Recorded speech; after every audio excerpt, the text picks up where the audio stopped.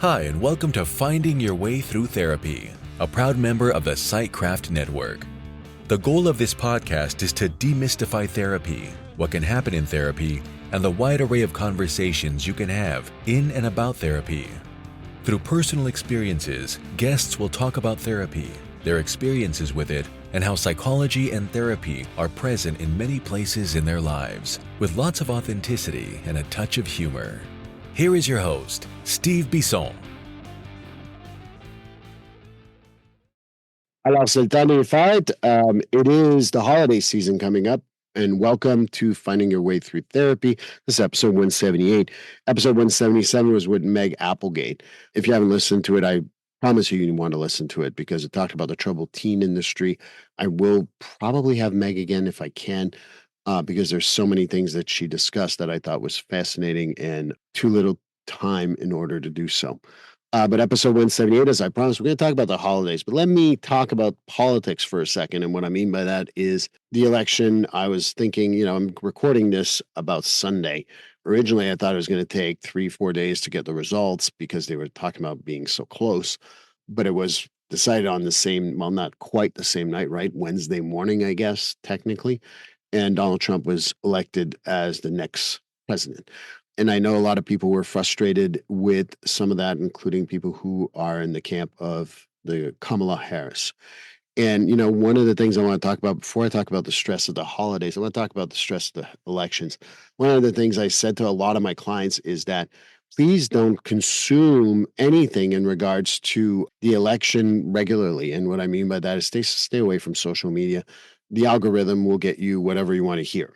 And if you do listen to news reports, try to vary where you're going to get your information and not go with only one source. And I also don't recommend to do the big American news stations, but rather be a little more curious about the outsiders, to be a little more neutral. And I know there's no such thing as neutral, but certainly look into that. But yes, I think that with a lot of the stuff that happened with the election, a lot of people were frustrated. A lot of people were very happy. And now there's fears, and then there's concerns, and then there's anger and some elation and bragging rights, right? Because that all comes with elections. Find a balance. I really think it's going to be key. And what I mean by finding a balance is that don't consume all the social media you can. Don't consume all the news. And right now, we only know what's going to happen today, tomorrow. I don't know what's going to happen on January 27, 2025 yet. And don't speculate. And I know that some people say, well, they're saying going to do this, they're saying going to do that. And some people are very excited about that. Some people are very concerned about it. And I tell you, well, nothing's happened yet. And that's what I kind of remind a lot of people. You're going to say that I'm kind of selling out a little bit about how I feel. I'm not saying exactly how I feel. Because frankly, I think that if you wanted my opinion, I will give it to you. But I won't do it on a podcast. I will do it privately. Send me a message. There's a way just to go to click on the message in whatever you're listening to, Spotify, Apple Podcasts, YouTube, whatever. Just go click and send me a message. I'll tell you my point of view. But ultimately, my point of view is there's always going to be a winner and a loser because there's only a two-party system. I'm a big fan of a third party. And I know that a lot of people will say, oh, that's because you're a Canadian. I'm American now. I vote in this election. I am legally an American, in case anyone wonders. And I still think that two-party systems are just made to do that, to push one against the other. And that probably will come up during the holidays. So what I'd like to do is for you guys to listen to this important message from free.ai, and then I'll come back on the other side.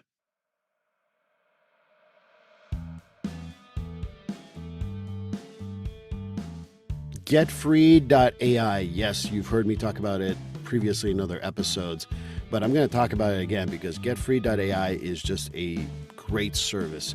Imagine being able to pay attention to your clients all the time instead of writing notes and making sure that the note's going to sound good and how are you going to write that note and things like that. Getfree.ai liberates you from making sure that you're writing what the client is saying, because it is keeping track of what you're saying and will create, after the end of every session, a progress note. But it goes above and beyond that. Not only does it create a progress note, it also gives you suggestions for goals, gives you even a mental status if you've asked questions around that, as well as being able to write a letter for your client to know what you talked about. So that's the great thing. It saves me time. It saves me a lot of aggravation, and it just speeds up the progress note process so well. And for $99 a month, I know that that's nothing. That's worth my time. That's worth my money. The best part of it too is that if you want to go and put in the code Steve50 when you get the service, at the checkout code is Steve50, you get $50 off your first month. And if you get a whole year, you save a whole 10% for the whole year. So again, Steve50 at checkout for getfree.ai will give you $50 off for the first month. And like I said, get a full year, get 10% off. Get freed from writing notes, get freed from always scribbling while you're talking to a client, and just paying attention to your client so they win out, you win out, everybody wins. And I think that this is the greatest thing. And if you're up to a point where you got to change the treatment plan, well, the goals are generated for you. So getfree.ai, code Steve50 to save $50 on your first month. Welcome back. And wanted to talk about, so people are going to be unhappy. Some people are going to be happy, and they're going to don't want to talk about it at the holidays. Some people want to talk about it. Point being is that limit it. One of the things is that, like I said, when there's only a two-party system, there's a winner and a loser. And I know that people will say, well, there's other parties. Yeah, but they're not pushed the same. And both sides in the United States have made it clear that they don't want a third party. And if you don't know why they feel that way, just look at what happened with Bernie Sanders in the primaries in 2008, or not 2008, 2016. I'm sorry. But anyway, I digress. Point being is, we're not in a system where we're going to be able to agree, and it's always going to be us versus them. And I think that that's the craziest thing, because we're all Americans. And I know you're going to say it's a cop out again, but no, the truth is we're all Americans. I want what's best for this country. Just like most Americans that I know, I don't think of any Americans actually that don't want that, but I don't want to put everyone in the same, because I don't do all or nothing thinking, haha, cognitive distortions. But, learning to walk away and not let, emotional reasoning be what you see. So if you're very happy and that's all you're going to be, then yeah, that's not necessarily everything's going to be happy or hunky dory if your candidate won. And if you're very, very sad, that doesn't mean things will always be sad or angry, or you can be angry, which is fine too. But you're not going to be angry and sad necessarily. It's not going to always be all or nothing. And if you're embracing the all or nothing, you're going to have trouble embracing the holidays, because the holidays is very difficult, right? So I'm going to talk about the holidays now. I'm done talking about politics. Again, I just get sick of it personally. And I really think that we need to acknowledge that some people struggle with the holidays, not only because of the politics, but other stuff. So if you had someone who passed away recently in the last year, this is the first holidays without them, and that hurts. And acknowledge that in the way that, it hurts, it's upsetting, whatever the case may be, and realize that maybe you can develop new traditions, and there's ways to deal with that. So, for some people, it's starting a new tradition of doing it at a different house, or people bringing their own dishes, or being able to do an activity that you don't typically do, go drive around and find the lights in the area, or visiting other people as a different coping mechanism. But the point is that, bring your whole range of emotions, be okay with feeling the way you do. And also realize that this too shall pass. It's not going to last forever. And if you, again, getting someone who passed away and you want to start these new tradition, it'll help you feel like you've changed. You've never forgotten about that person. That's something I got to remind you, is that you won't forget about that person. It's always going to be there. And some years are going to be harder and some years are going to be easier. But realizing that changing maybe the tradition will also make it easier, and keep them in mind, whether it's also, like, I know a client of mine goes to a particular church and lights candles in the memory of the people who passed away around the holidays, whether it's around Christmas, whether it's Thanksgiving, whether it's the New Year. But it's very important to do so. And also realizing that self-care also means setting boundaries. And what I mean by that is this: I'm going to get probably a few invites. I'm not that social, actually, frankly, but I'm going to get a few invites to different holiday gatherings in the next few weeks. And there's some of them I will want to go excitingly, and others I don't want to go. And I got to respect that in me, because, I know myself. I can socialize a couple times a week, but I get really overwhelmed after a while. Most people think of me as someone who's extroverted because of my job.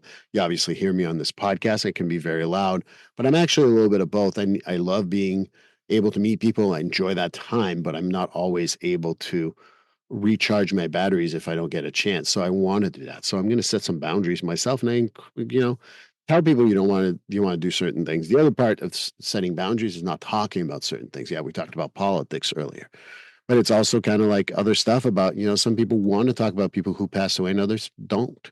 And that's okay. There's nothing wrong with that. It's just realizing what your boundaries are and making sure you respect them. And that doesn't mean you take it out on other people. So I've seen people say, here's my boundary, you better listen. And that's not how that works. And boundary is like, it's for you. And if you got to walk away, you walk away. And if people get upset, then they get upset. But you don't need to always like push it on people, so to speak. Your boundaries are yours. You don't need to explain it to people. Pardon me. You just have to be able to share them if you need to, but otherwise just set them and be okay with steering away conversations that are too difficult for you, which leads to self-care. So again, I talked about me being much more of a introvert than most people believe. So, I'm not going to set up 5 things in a 5-day period. I'm going to set up 1 or 2, and then I'm going to do some self-care, doing things I enjoy. Honestly, it's like taking a night off and watching something on TV, usually a sports event, or going away with my kids for a night or 2 just to have fun, or even doing something just with them, not in the crowds, but rather just me and them, because it's fun, whether we're, decorating the tree, because again, we celebrate Christmas. You don't have to celebrate Christmas, but we do, are rearranging a little bit of the living room in order to make that work, or try some new things. But I also need to find ways to take care of myself, and that's good sleep, eating regularly, and making sure you get all the rest that you need. And staying connected with the people you care for. So, like it's easy to isolate because you're so overwhelmed. But, I have a few friends that I count on. They know who they are. I've talked about some of them that are up in Canada. And I have a few friends out here too that are just people I connect with and I care for, and I want to continue connecting with them just to keep my well-being. And sometimes that's hard, but I make time for them, and that's absolutely important to do. And focusing on the positive, what are the good things that happen in the holidays? While you can concentrate on the idiots at the mall cutting you off or taking your parking spot or what have you, you can also, your kids, are you having a good time? Like I know people love that Black Friday shopping. I can't imagine doing that.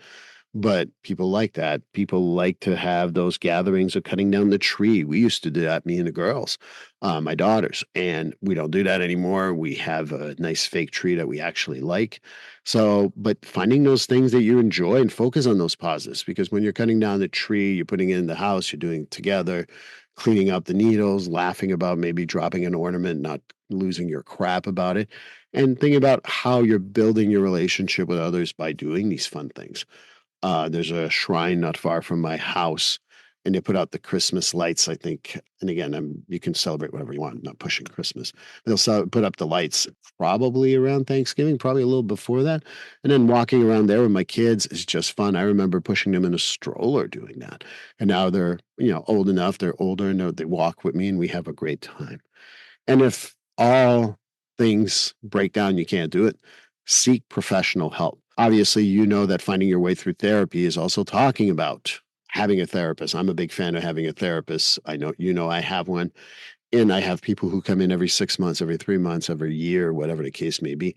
And that's fine with me. But sometimes, I have people like, hey, I'm having a hard time. Can I come back for a few sessions, or the holidays are difficult, or something happened, or whatever. So hopefully you have someone like that. If not, seek professional help in the sense that get people who can help you in managing your anxiety, managing your stress. And, sometimes it's also venting. People don't think about therapy as a venting thing, but coming in and just having to say what the hell you want to say. I let people just yell, scream, cry, whatever they need to do in order to feel comfortable. So those are the things I would recommend. And if you have like some sort of, you journal, you do some mindfulness, you do some meditation, you do some stuff like that, go ahead and continue doing that. Yoga is a great one too. But find those things that you can do so that it can reduce the stress that you have. But I do hope this was helpful. And obviously, you'll see in the show notes a little bit of these tricks. And if you want extra tricks, just write me a text through any platform you're using right now, and I'll definitely help you out.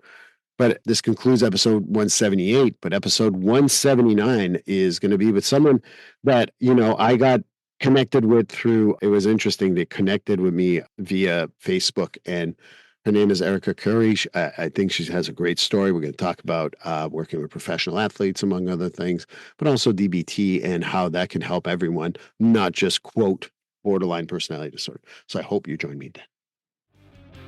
Please like, subscribe, and follow this podcast on your favorite platform. A glowing review is always helpful.